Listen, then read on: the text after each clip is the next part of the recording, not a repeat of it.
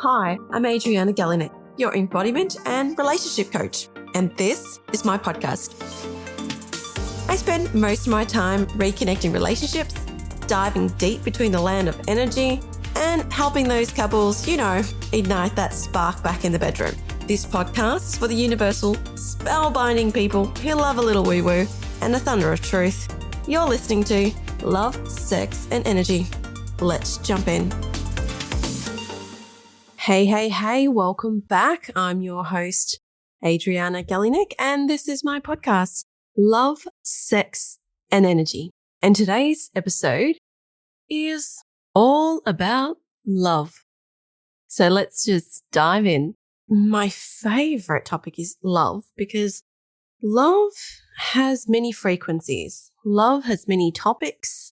Love has many things people attach themselves to love. So whether you're looking for love, whether you are needing a little love for yourself, I'll share with you one of my favorite quotes. It's how you love yourself is how you teach others to love you. I'll say that again. How you love yourself is how you teach others to love you. With my work, with my clients, I seem to find this a lot.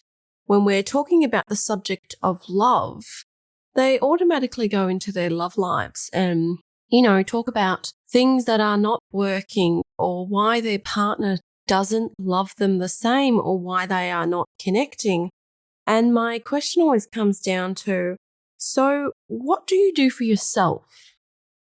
What do you do for yourself that brings you joy? Now, when you're doing things that brings you joy, you're lifting up your frequency of love. You're validating the love for yourself as well. And when you're in a happy state, right, things seem to flow a little bit better. When we're in a lower state or the lower vibration frequency, we tend to attract like-minded things.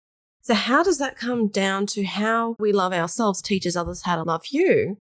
Is a way of looking at yourself and the way you accept things, the way people treat you, or allowing your partner to not chip in and do the dishes when you have asked 150 million times and they decide not to. Creating these healthy boundaries within yourself is always my first go-to when it comes to loving yourself. Often when we are not loving ourselves to the full potential, it's because our boundaries have been pushed over. And over time, we start compensating who we are, where we're at, because, us women tend to do a lot. We tend to go, and then I'm doing the cooking, and then I'm doing the cleaning, and then I'm going to write this podcast, and then I am going to go to work, and then do the paperwork, and then finish doing this, and blah, blah, blah, take the party, do this. It's just bloody too much. And then what we do is because it doesn't get done when we want it to be done in order for ourselves to be able to cope, we just go, I'll just do it myself. Now, when we're doing things ourselves, it's great. We get that quick satisfaction that things are getting done. But what's happening is that you're creating a system for the other person to say, it's okay, she can do it. Well, she hasn't asked, so she must be fine. These little niggly problems happen quite often in relationships because the lady or the woman and sometimes the men too. So it's not just the woman, sometimes it can flip over as well. I've had case studies as well where the men has just been doing everything and it's just bloody not enough. Having that balance all comes down to loving yourself and your boundaries within yourself and how are you going to create that? And if you're feeling a knot in your head going, oh yeah, that's me. I do everything. I'm the doctor, I'm the nurse, I'm the psychologist, I'm the accountant. I do everything.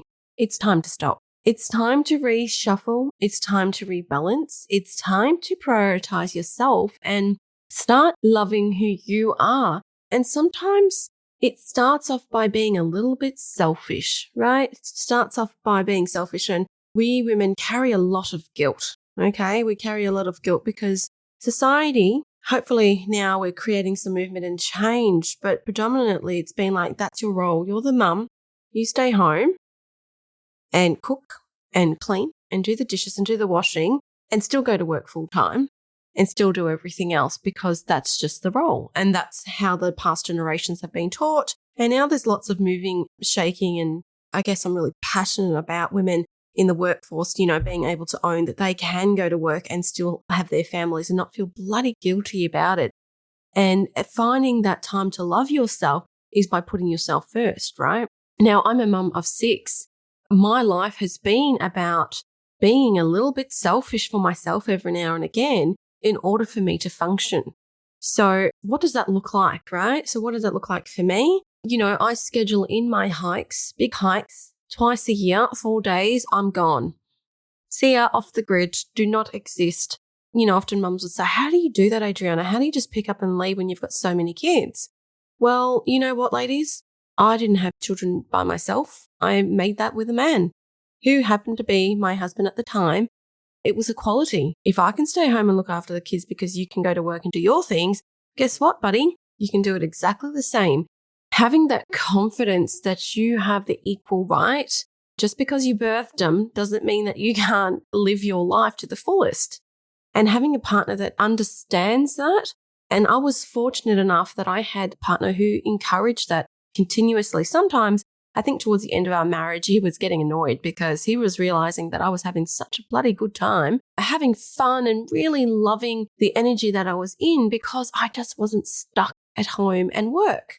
I started socializing. The invitations were out to him when we were doing things together, but that solid 4 days, twice a year were mine and mine only. I didn't care what the kids ate. I didn't care if they slept. I was totally plugged out so I could come back refreshed. And you know what? I did and have been doing that for the last 10 years. Obviously, COVID had struck me to the core and my friends. It's been really difficult, rebuilding those blocks back up and putting those little things in place where what I need to do is find that love for me and what I love doing. And they're one of my pillars. And when we talk about pillar work and boundary work and loving yourself, you really need to set some strong boundaries about what's acceptable, what you're willing to accept in life and what you're not, because you're the one that's in control of that. You're the one that makes that decision and you're the one that makes it acceptable. A lot of people that I work with go, oh, Adriana, it's just so hard. It's just so hard. Yep. It's not meant to be bloody easy. If you've been doing it for 20 years and all of a sudden you're ripping the Band-Aid off, people are going to go, oh, you're so different. Oh my goodness, she's just not the same person anymore. No, we are actually not the same person anymore. This is another wow love moment when I work with couples. Men, my wife has changed. She's not the same person anymore. Sorry to tell you, buddy, but if she's just birthed a baby, no one's given her the instructions about what her insides are doing. No one's given her a little zip code to say, here you go. This is what she looks like. This is what she's going to end up like. Boom, let's go back to what we were at 20 and having to explain this to men to say, listen, our bodies are not the same. We are stressed. We are trying to figure out this parenting thing. And some parents some women go, yeah, I've got all of this. Some of us don't. Some of us are in between. Some of us, have postnatal depression. Yet the men, nothing changes. Some of the men are still the same size that they were at 18. Their bodies don't expand. Their hormones aren't raging.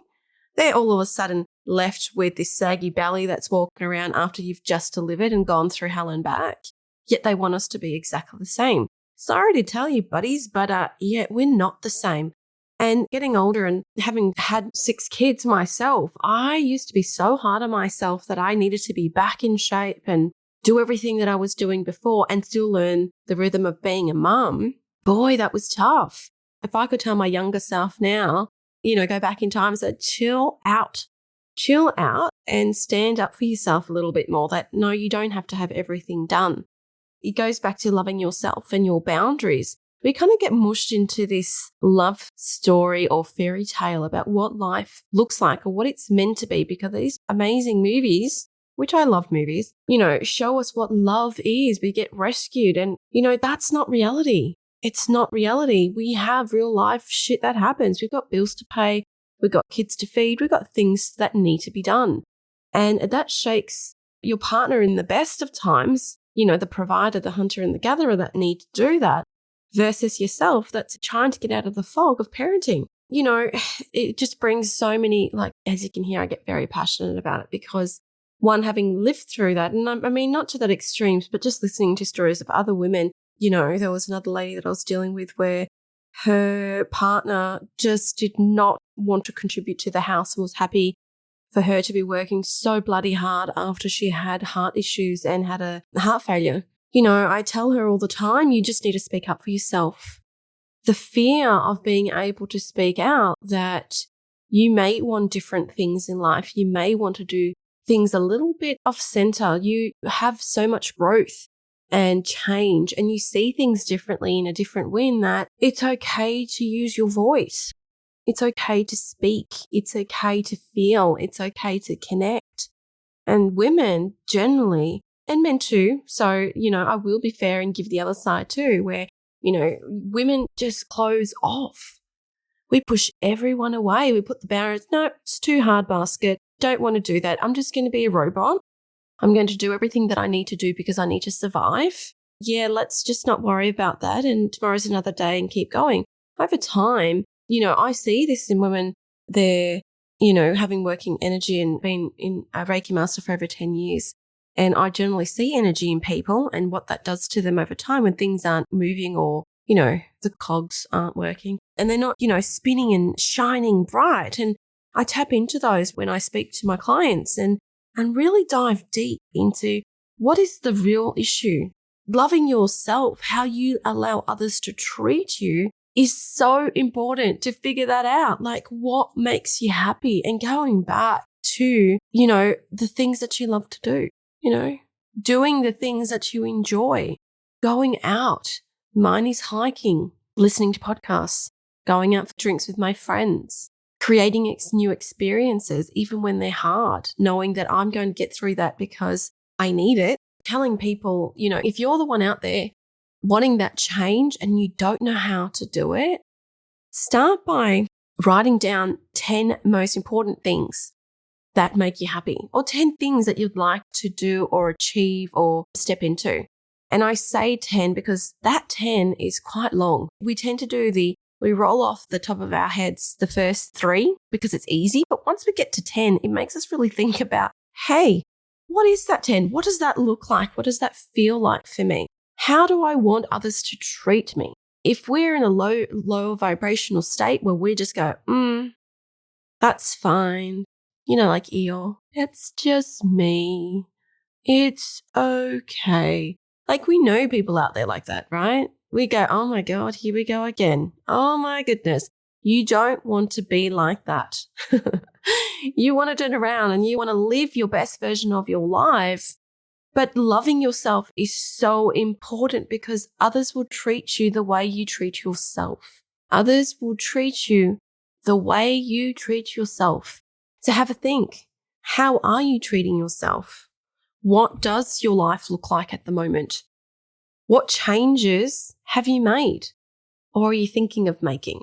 Now, we're at the start of 2023. If you're listening, how exciting that you get to create a new version of yourself this year if you are not in the process of doing that already. Loving yourself is one of the pillars, most biggest things that we create in boundary work. I'll bring that up into another episode, how important your boundary work is. It's the most important thing, loving yourself and being able to stick to your boundaries lifts your frequency. So when we talk about love frequency, there are many, many variables and frequencies of love. Sometimes I say to my clients, love makes you do stupid things, right? It makes you be irrational. It makes you jump into decisions. And this is like basing in relationships, right? We tend to jump in and we're over head, heels in love, and everything is fine. And we love the way he eats and chews. And then 2 years later, we're like, I'm going to literally poke him in the eye every time. So, frequency of love is the same. Frequency, how you love yourself and how you treat yourself is exactly the same. And if you can build your frequency up and build it, beat it to the frequency of love, then you're always at a happy state. You're always building, and don't misunderstand that frequencies don't rise and fall. They jump up and they jump back down. But I teach women how to jump back up. as quickly as you can so we don't stay in that lower vibration because it sucks. It's harder to get out of. Once you're stuck, it's almost like climbing Mount Everest. You have to put one foot in front of the other and you consciously have to make a decision and a choice that you are going to make changes for yourself because you're the only one that's in control of these changes. Only you. Only you. I can say, I can teach, I can dance in my head, but only you can choose to take that on board. So I know that went in a little bit deep, and I will bring you some more episodes and case studies that I've been working on with other beautiful clients. And hopefully that will help you move forward and create some loving boundaries. So work out your 10 things that you love to do and actually implement them. When you're feeling a little bit low and you're feeling like, oh my gosh, I can't get out of a funk, go to your list. Go to your list and then start implementing them in your month or in your week and start actioning, start lifting that vibration and get back to that happy place that everyone deserves to be. And then people will start looking at you differently and start treating you differently as well. That's it for me for another episode of Love, Sex and Energy. Thank you again. And until next time, shine bright. That's it for another episode of Love, Sex and Energy. Connect on all socials at Adriana Galinek. Hit the follow button, share with friends, and if you have some time, write a review. As they say, the energy flows in universal ways, so always remember to shine bright. Till next time, see ya.